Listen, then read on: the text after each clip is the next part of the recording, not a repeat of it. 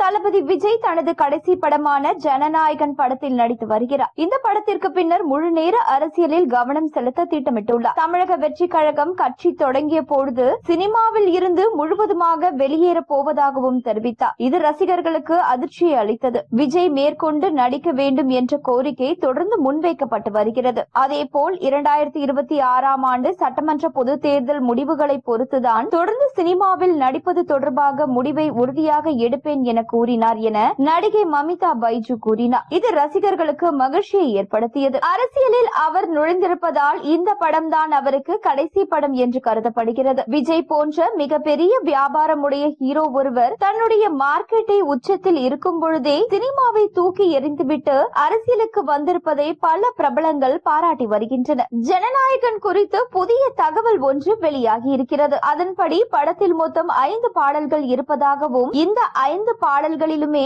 விஜயின் நடனம் அட்டகாசமாக இருக்கும் என்றும் பேசப்படுகிறது. விஜய் படம் என்றாலே அதில் இடம்பெறும் பாடல்கள் ஹிட் ஆகும் என்பது அனைவரும் அறிந்ததே. அதே போல இப்படத்தின் பாடல்களும் ஹிட் ஆகும் என்று எதிர்பார்க்கப்படுகிறது. படத்துக்கு அனிருத் இசையமைத்திருக்கிறார். ஜனநாயகன் படப்பிடிப்பு விறுவிறுப்பாக நடந்து வரும் நிலையில் இப்பொழுது பலரும் கேட்கிற கேள்வி, ஜனநாயகன் படத்தின் பாடல் வெளியீட்டு விழா நடக்குமா? அதில் விஜய் பேசுவாரா? குட்டி கதை சொல்வாரா? சினிமாவை விட்டு விலக போகும் நிலையில் தனது சினிமா அனுபவங்களை பகிர்ந்து கொள்வாரா? தன்னை வளர்த்தவர்களுக்கு நன்றி சொல்வாரா என்பதே. இது குறித்து விஜய் வட்டாரங்களில் விசாரித்தால் ஜனநாயகன் பட பாடல் வெளியீட்டு விழாவில் பிரம்மாண்டமாக நடத்தி விஜயை சந்தோஷமாக வழி அனுப்பி வைக்க வேண்டும் என்பதே படக்குழுவினரின் ஆசை. இசையமைப்பாளர் அனிருத்தும் பாடல் வெளியீட்டு விழாவிற்கு தயாராகி இருக்கிறார். விஜயின் கடைசி பட விழா என்பதால் விஜயின் குடும்பத்தினர் அனைவரும் கலந்து கொள்ள அழைப்பு கொடுக்க இருக்கிறார்கள். விஜய் தனது மனைவி சங்கீதா மற்றும் பிள்ளைகளுடன் இந்த விழாவில் பங்கேற்க வாய்ப்பிருக்கலாம்.